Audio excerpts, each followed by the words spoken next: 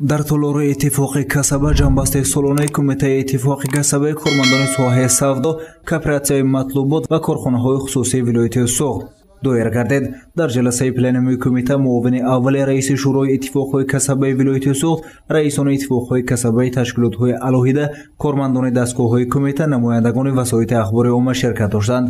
Сароғоз Иномхоҷа Бузуруков, раиси кумитаи иттифоқи касабаи кормандони соҳаи савдо, кооператсияи матлубот ва корхонаҳои хусусии вилояти суғд аз ҷанбасти фаъолияти кумита дар соли 2020 ҳарф зад. гуфта шуд ки дар давраи ҳисоботи ин ниҳод фаъолияти худро дар асоси дастуру супоришҳои асосгузори сулҳу ваҳдати миллӣ пешвои миллат президенти ҷумҳурии Тоҷикистон муҳтарам Эмомалӣ Раҳмон, ки дар паёми навбатиашон ба Маҷлиси Олӣ ироа гардида буд, амалӣ намуда дар давраи соли 2020 корҳои назаррасро ба сомон расониданд.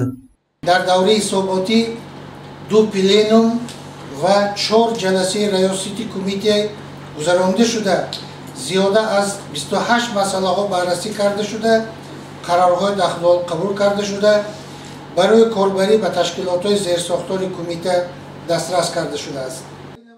бо мақсади гузарондани таҳлили аниқи бастани шартномаи коллективӣ дар ташкилоту муассисаҳои зерсохтори кумита аз тарафи мутахассисони кумитаи вилоятӣ якҷоя бо кормандони масъули шӯро дар ин давра ба зиёда аз 60 ташкилоту муассисаҳо сафари корӣ намуданд. бобати бастани шартномаҳои коллективӣ байни маъмурият ва кумитаи иттифоқи касаба бо ин коргоҳҳо маслиҳатҳои ҳуқуқӣ дода ёриҳои амалӣ ва методӣ расонида шудааст.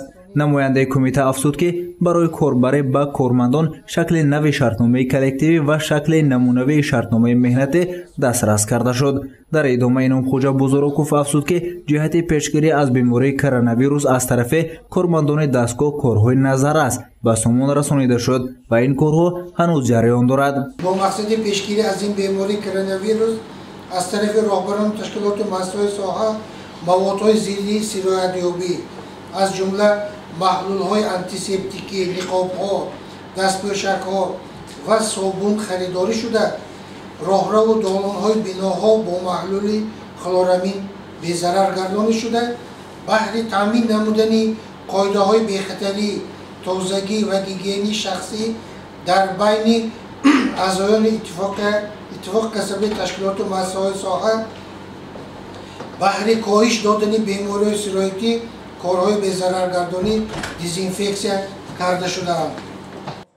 гуфта шуд ки кумитаи иттифоқи касабаи кормандони соҳаи савдо, кооператсияи матлубот ва корхонаҳои хусусии вилояти суғд минбаъд низ фаъолияти худро дар асоси нақшаи кории кумитаи вилоятӣ идома дода баҳри иҷрои вазифаҳои оинномавӣ, расонидани ёрии амалии ҳуқуқӣ ба ташкилотҳои зертобаи кумита кӯшиш ба харҷ медиҳад. дар охири чорабинӣ барои давраи соли 2021 вазифагузориҳо карда шуд. гузориши Саид Мухтори Саиданвар барои барномаи иттилоотӣ хабар.